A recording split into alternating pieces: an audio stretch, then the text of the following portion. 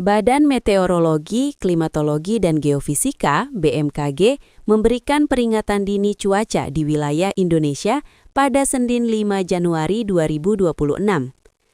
Berdasarkan keterangan BMKG pada Minggu 4/1/2026, sebagian besar wilayah di Indonesia akan dilanda hujan sedang hingga lebat.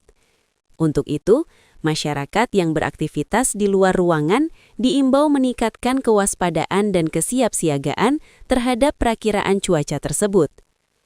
BMKG menjelaskan, bibit siklon 91S diperkirakan terpantau berada di Samudra Hindia Barat Daya Lampung dengan kecepatan angin maksimum sebesar 35 knot atau 65 km per jam dan bergerak ke arah tenggara.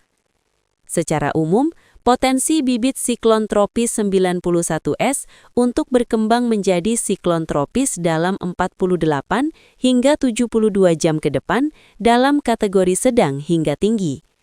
Bibit siklon tropis ini membentuk daerah perlambatan kecepatan angin atau konvergensi dan pertemuan angin atau konfluensi memanjang dari Samudra Hindia Barat Sumatera Barat hingga Lampung. Berikut wilayah berpotensi hujan lebat hingga angin kencang pada 5 Januari 2026. 1.